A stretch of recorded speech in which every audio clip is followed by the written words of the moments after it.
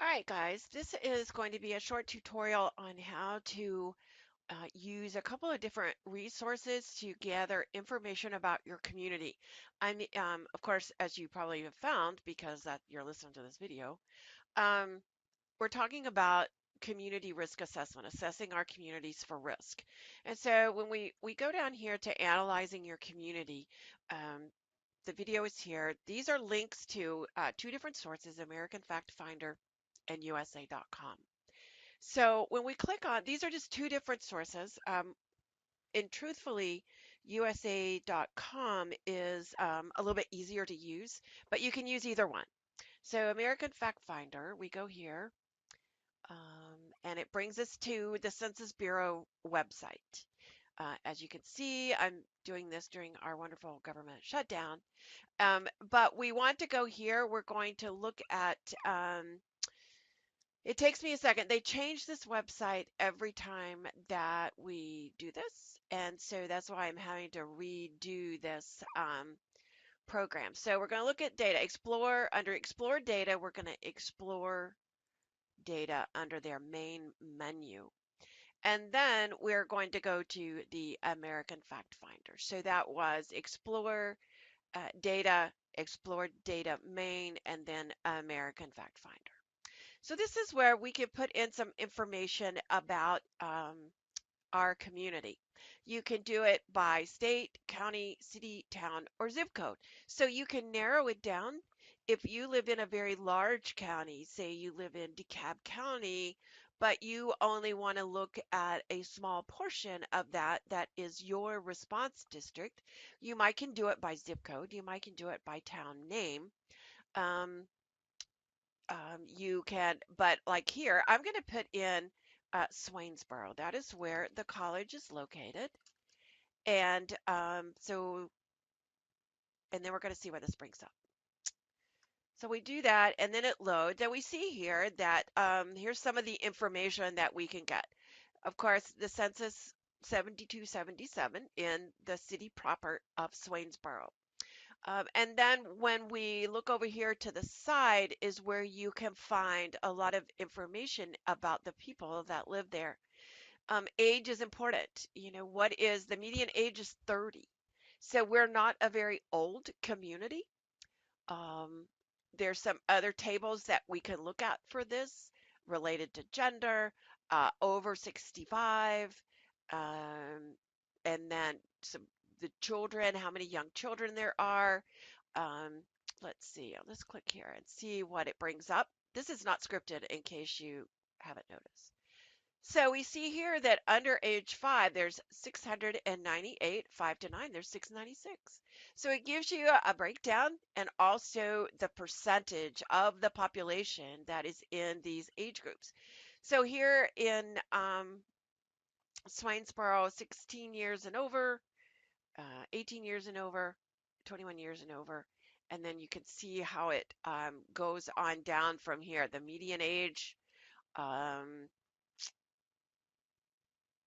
child dependency ratios, a lot of that information there. So we can find out about ages. I'm going to go back. Let's look at education. We know that education may be um, an indicator of risk, or maybe I should say a lack of education. 78.5% have a high school graduate or higher. And when we look at the USA.com, we'll see that it does give you a comparison to state and the nation. So we can look even deeper here and see that, again, there's our totals. Population 18 to 24 years, there's 645 people. 147 have less than a high school to 87, which includes equivalency for high school graduate. Some college or associate's bachelor's degree or higher. In that population 18 to 24, there's only 9 people here with that. Now, when we get over that, of course, there is more. So this gives you your breakdown of your education by age, and it also gives you that total information. Let's look at income again. Um, the median household income, and remember, median is the one in the middle. Um, it's not the average, which is the mean. And so the median is the one that falls in the middle, 28 to 68. Um, there, you can look at some economic characteristics here. How many people are employed? 16 years and over, there is the population 16 years and over, 5110. In the labor force, 2766. Not in labor force is 2344. So about half of the people that in the population 16 years and over. Now you have to consider too, 16, they're still in high school. Many of them may be students here at East Georgia Tech College too. And then there's more. There's about the commute to work. Here's what they do. You can see that, and I was looking at this on the other website, manufacturing is big. I would have expected more in agriculture, forestry, fishing, and hunting, but keep in mind this is inside the city limits. So I bet if we looked at the whole county, it might be a little bit different. And again, here is that the income and benefit breakdown. So um, we have a lot. We have a lot that make less than $10,000 a year, and this is a person. No, this is a household. Total households. Yeah, that's a household. So there is a lot there. Let's get back again, and we're going to look at. Now let's look at poverty. 40.8% individuals within the city limits are at or below poverty level. That's a lot. Um, and again, when we look at the other side, here's your ages. Um, there's the total number of people, and this is our below poverty level, and then um, the percent below poverty level. So out of the 7120, 2908, 40% are below poverty level at this time. And then you can see the breakdown by age and how that works, male, female, and then it's broken down by race, educational attainment, employment status. So you can examine that data as well. And I'm not getting like down into all the nitty gritty of this. This is something that you can do for your own communities, and it's kind of interesting. So there's other things that you can look at. One, here you can show all, and this gives you everything, all the different information about this is the population estimates here. So where we, as far as this is again in the city limits of Swainsboro, about twice as many, not quite twice as many Black or African American as there are white. We do not have a very large cultural difference within the city limits. And again, the city's small. I probably should have looked at the whole county. So all you have to do is to put in this information here. Remember how we got here. We looked at data, examined the data, and data main, and then we picked American Fact Finder. So I want to go back to our site, to our course site, and let's look at USA.com. Again, this is one that is a little bit easier to navigate, and also I think the information that we get is a little bit easier to um, utilize. So I'm going to do this again with Swainsboro. And again, this is just going to be the city limits. And you can see here we have kind of the same kind of breakdown or setup for the pages. Basic information, population, income, careers, housing, education, the crime and crime rate. We didn't see that on the American Fact Finder site. Um, that might be useful to you because I bet arsons are in there as well. We might look in just a minute. This is just kind of a snapshot right here of our population. And again, we can break it down over here or across the top. Our population, again, you look at the population growth. One of the things that I wanted to show you here is like here's our population growth. since 2000. It's 7.3% in the city limits. Here's the population growth for Georgia, which is 21%. For the US, it's 11.61. So we're not doing really big on, we're not really doing really big on growing our population. But look at this. Within the city limits, the population density is the population. This is a 574 per square mile. So that's the number of people. So we know that Swainsboro is small, but it's filled with houses or occupancies, apartments, that kind of thing. As you can see here, the state and the United States. Here's our breakdown again by races. Again, the city limits. You can even find out where people are from, their ancestry, population by gender, by age. And again, I do like to see this comparison with the state. It helps me know where we stand. And this is our breakdown by age for the different. And here's some of our educational breakdown. Again, these are just snapshots. 25 years and over. They looked at it from a different. I think. Well, the census said 24. So this is the population that's 25 years or over. And out of that, 4291,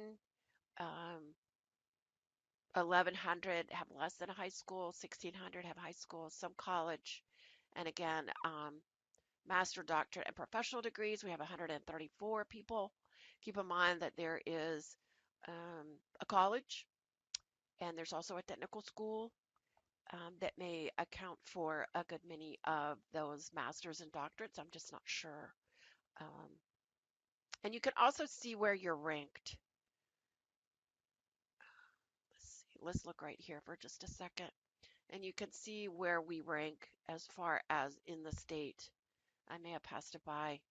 I think we're down here somewhere.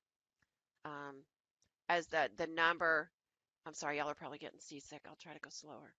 But you can look at where Swainsboro is ranked number 431, so of 581. So we don't have a big population that has, in compared to other areas. Let's go back here to, again, I'm trying to go slow so you don't get sick. Let's see. Let's look. And again, same thing with income and careers. You can look at housing, the school districts. It in this snapshot right here, it says the average Swainsboro educational level is lower than state average and is lower than the national average. It may have been in one of the pages. Look at public schools. It does say that it just gives you a list of those schools, the school district. It's, I think it said, I saw when I was looking earlier that the quality is not as good. There's 1.5 stars there and 2 stars there for elementary and middle. So the schools are not rated that great. Private schools, I want to say there's only one. Yes. With that, keep in mind within the city limits. This does not take into account the high school that is in the county and the elementary schools, and there are a couple of private schools. I know there's one private school in the county other than this particular one. So um, that gives you some information. This gives you information here, natural disasters and extremes. We have these events that we can look at. Now, we're not really high on the earthquake index, and we're not high at all on the volcano index. But when you look at some of the extremes, tornadoes, I kept looking for hurricanes, and we should be a little higher on that. But this kind of gives you a description of some of the different events. A total of 39 historical tornado events were found in or near Swainsboro. So that gives you some good information when you're looking at the events that could possibly strike here in this community. Let's look at crime and crime rate. It doesn't really give us a arson. Here we have arsons. 2014, there were 0, and 2012, there were 2. So, there's not a whole lot. We had 1 rape, 4 robberies, 34 assaults, burglaries, and thefts. And here in 2012, it was a little bit more. So the crime rate's going down. The crime rate, but it does say the crime rate is much higher than the Georgia average, and then it's much higher than the national average. So, all things considered, while the numbers are not great, based on the population, it is higher than the national average. Here we can look at the county. You can click to that pretty quickly, and again, see how you might compare. Um, let's look at, I want to go to schools again because I don't think I did them justice. Go back to school district. Maybe I did. The Emmanuel County School District, again, 2 stars and 1.5 stars. Environmental Watch, let's see what that says. We didn't look at that on the other. I have trouble loading here. I don't know if it will load correctly for you on your um, web page. It may be because of government blocks. So there may not be any within any kind of environmental watch. This would be your hazardous materials incidents and things like that. So I just wanted to run you through this. When we think about this community risk assessment, we're talking about two kinds of data. There's people data and there's problem data. And so this gives you some information about the people. Not only the simply the people, but again, we can look at the weather, we can look at the disasters, the air quality. So it does give us perhaps what might be some problem data. When we talk about problem data, we're going to look more extensively at our reporting data, our inverse data that you pull up on your own that I can't, I don't have access to. I'm going to look and see if I can do the same thing and look at data on um, the United States Fire Administration website and see if we can come up with some information that way.